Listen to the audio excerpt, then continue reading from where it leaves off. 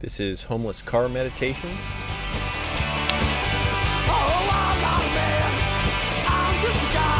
Hi, are you in despair?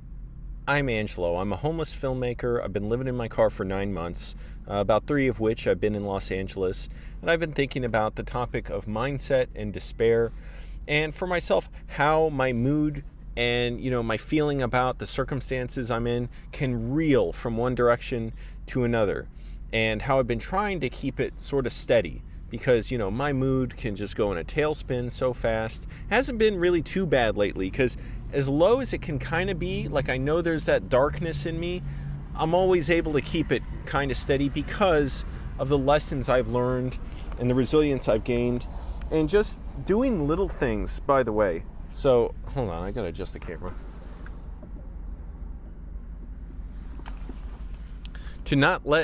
Doing little things to not let negativity get to me, and also to feel more empowered in my life.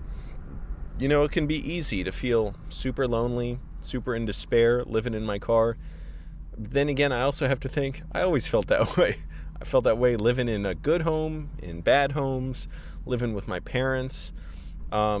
Never really, your circumstances can change, but what's ultimately going to change them way more is your mindset. That's not to say, you shouldn't try and change things. Believe me.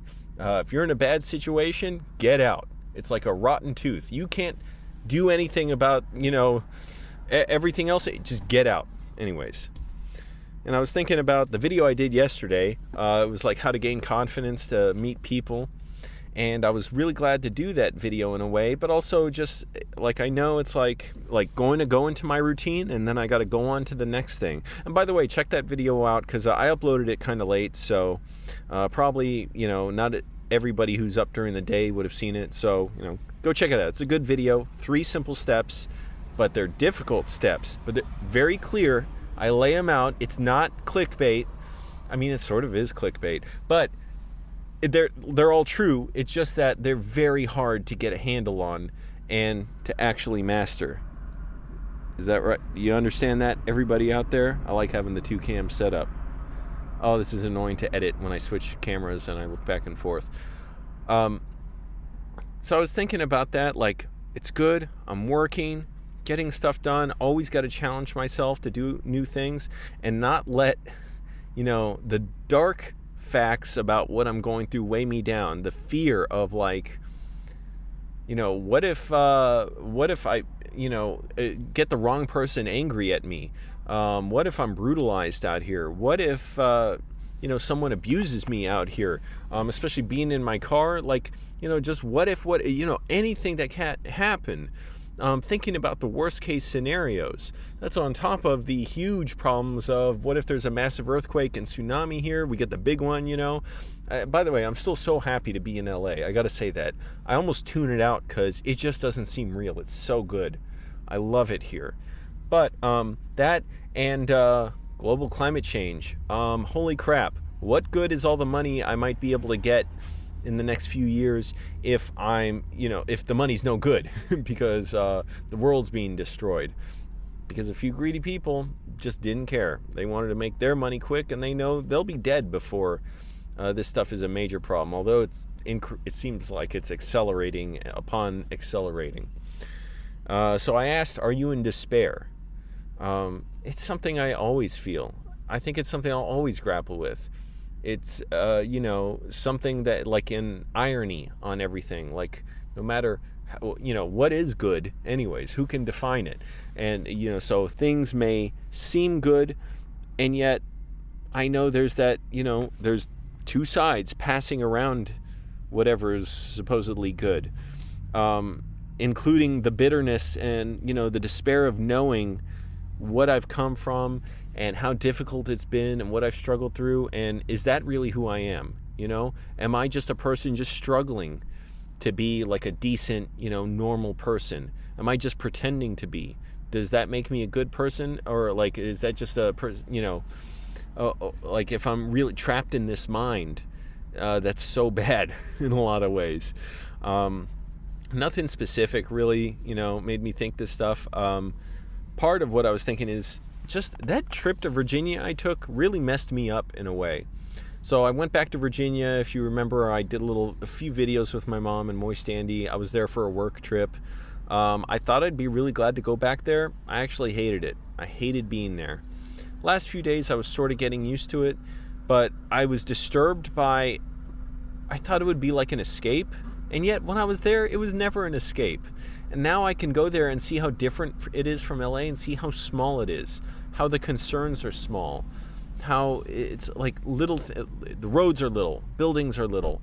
They don't have the big entertainers there for the most part. If you want to see them, you got to wait until they come on tour every couple years. So every year I'd wait for like Tim. It's not like I see a ton of live shows, but like I'd wait for Tim and Eric to come tour, wait for Logic to come through. I'm not really sure I saw many other people. David Liebhardt.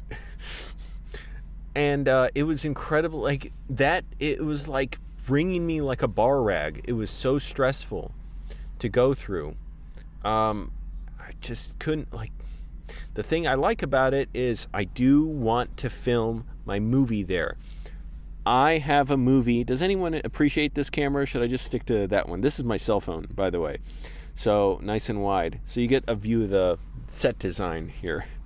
We're on a soundstage in Universal Studios. I'm not. I was thinking how, I definitely want to make my movie there, but oh my goodness, like, it's just so weird how slowed down everything is, and small concerns that, not that anybody's fundamentally different from there than here, but this is where I need to be. This, like, has got what I need, what I want to do. There's always stuff related to entertainment, to filmmaking.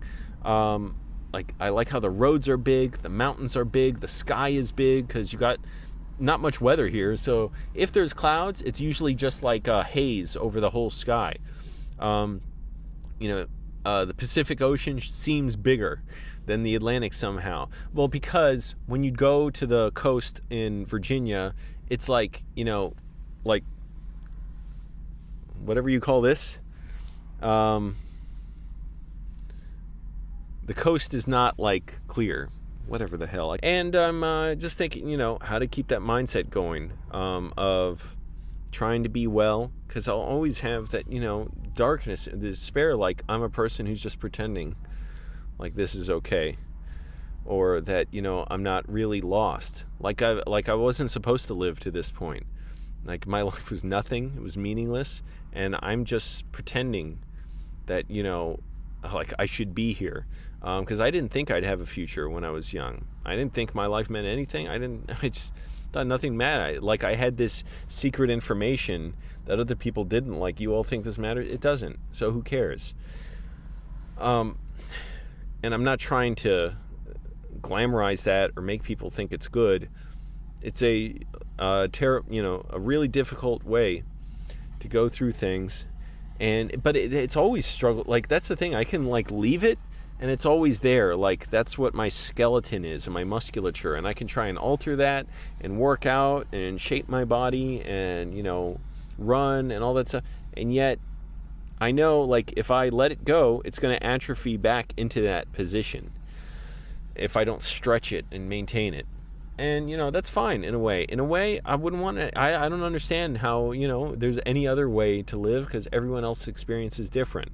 So in a way, it's a privilege, because it's like, well, I can show my worldview in movies, because that's the only way I can see life is, wanting to make movies. I couldn't imagine, what it's like to want to live and to not want to make movies. To me, it's one and the same.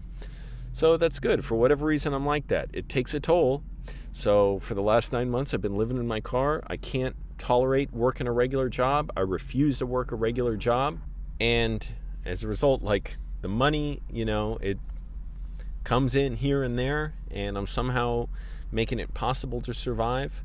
And in the meantime, I just can't panic, because I used to always do that, indulge the absolute worst, darkest, again, is this cam worth it, most negative thoughts, to think, well, I've got to be real and honest about my situation. I wouldn't want to lie to myself and kid myself and then be blindsided when something horrible happens.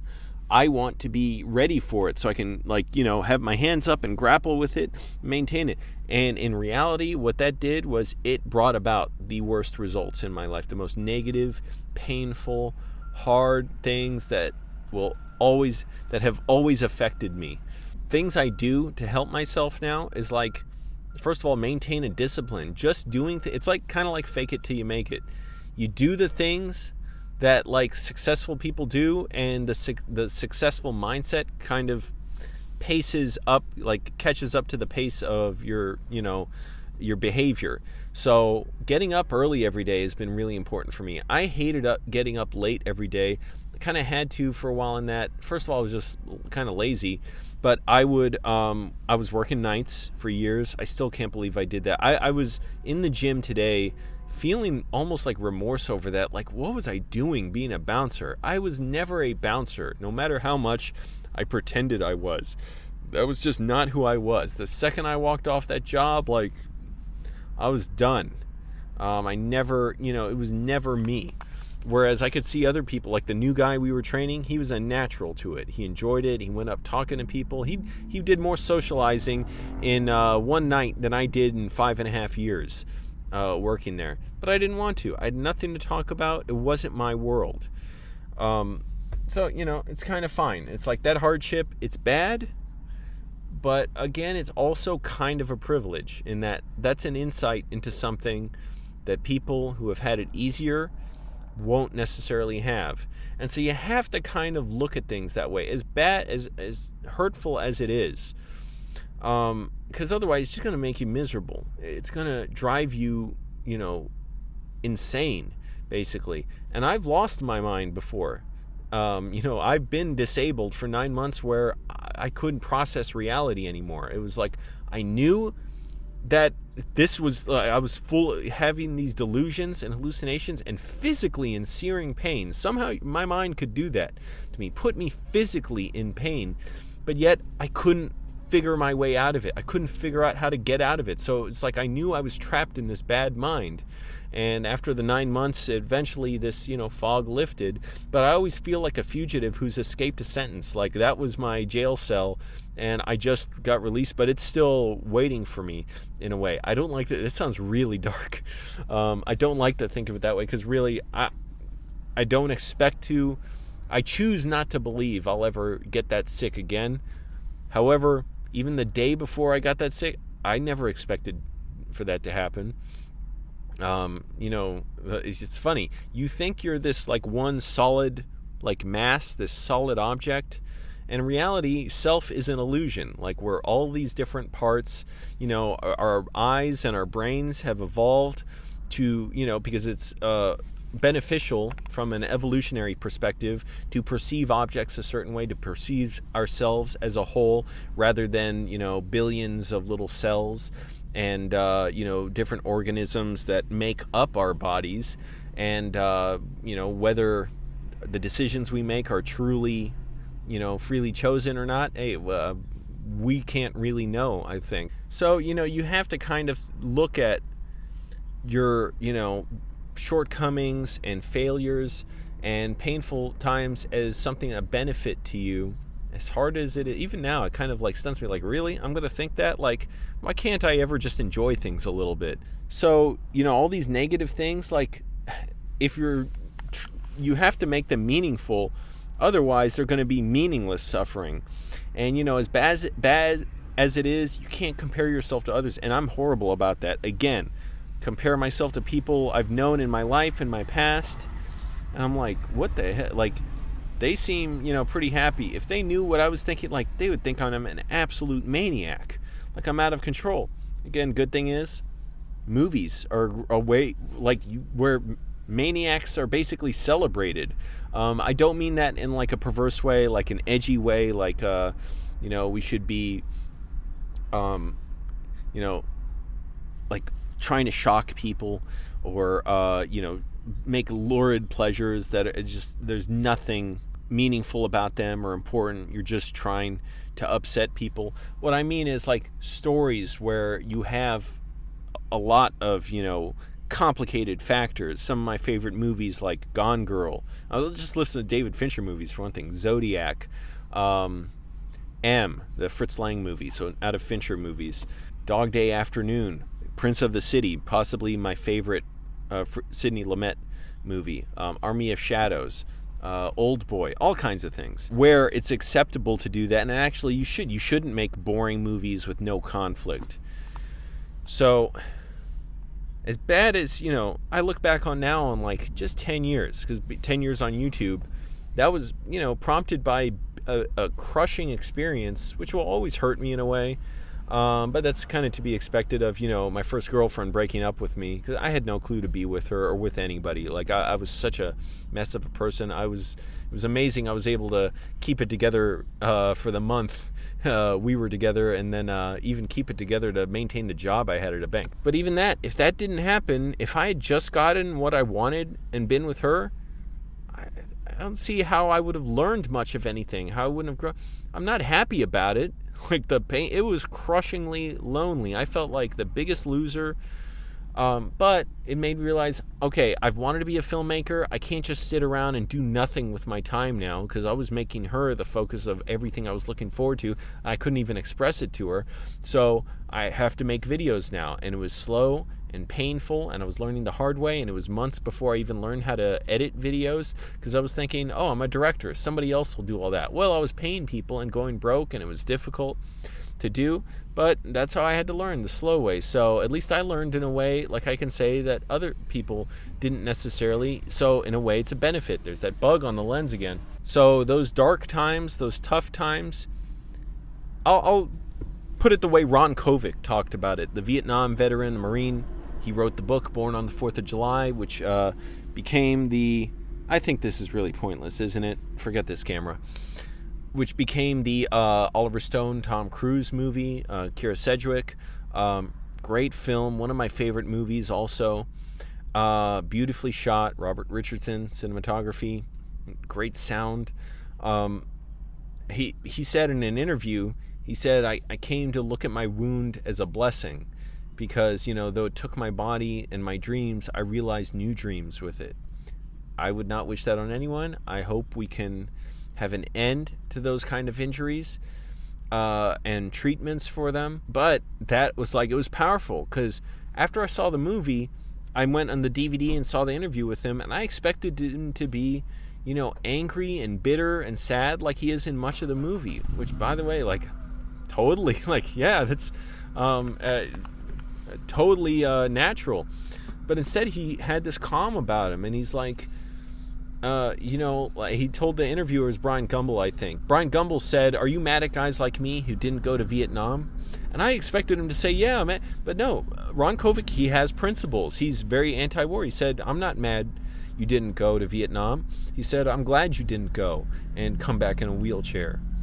So you have to look at these, problems. I can't speak on his problem, like those issues, because that's not my experience. So switching topics now to me, because I don't know how I deal with a different set of problems. For a long time, like, I had nothing good to say about anything I was going through. I just literally believed I shouldn't complain. That's it. Shouldn't tell anybody anything.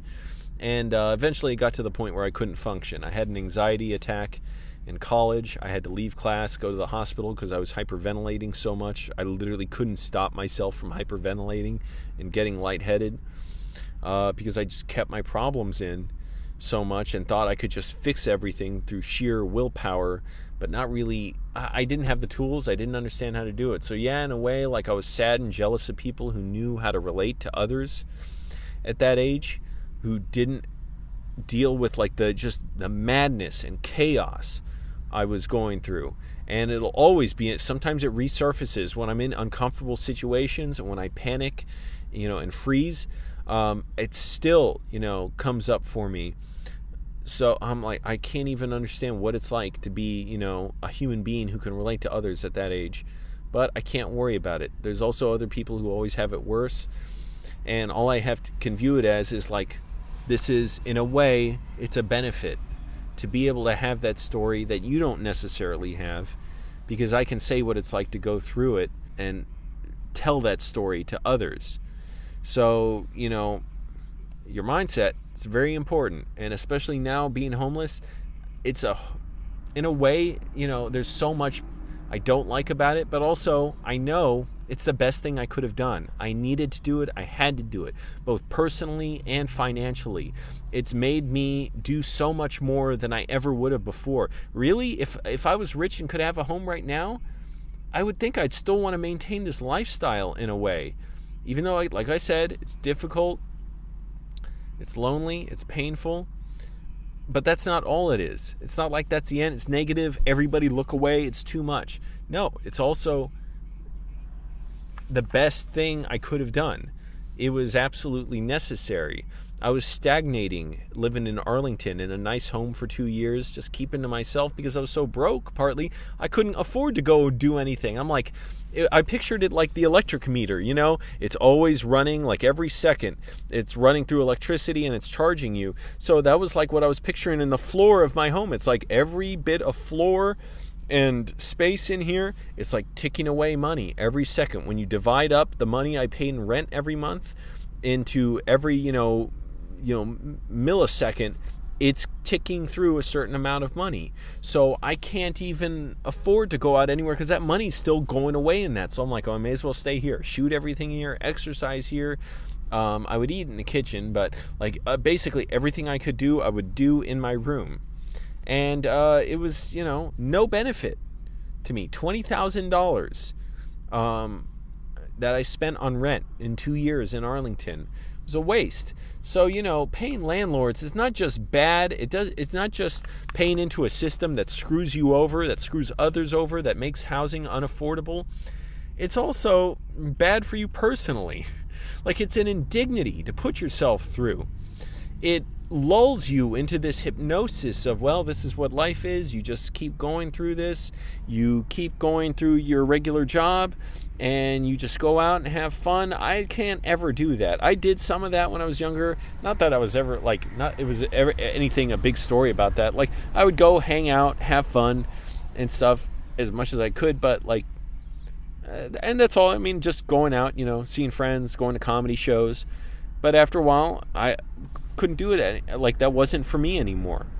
So, I mean, I do once in a while. I'll go out to shows and stuff here, but it's much more meaningful now with all the clarity of knowing why I'm doing it, why I want to tell the stories I want to tell, and how I'm going to push myself through everything to tell those stories. So try it. If you want to benefit yourself, try, deprivations. Try cutting back on things. See what it's like for people who can't have certain things. And I certainly have it pretty well. Again, don't get me wrong. I'm not saying I have it the worst. Hey, this is the best place for me to live in the world. I have a good car despite problems with it. Those problems don't matter to me. It's a good car. I have access to kind of everything I need, and I can make it everything I need. I've got this camera. I've got this microphone. I lost my other microphone somehow. I had a second one of these, so that's annoying. Got that camera down there, even though I think I'll be doing away with that one. What do you think, everybody? The B cam, the second camera. And I've got this YouTube channel, and to me, as soon as I'm done this video, and not even as soon as I'm done, right now I'm already thinking, how can I build more, make the next one even stronger and clearer.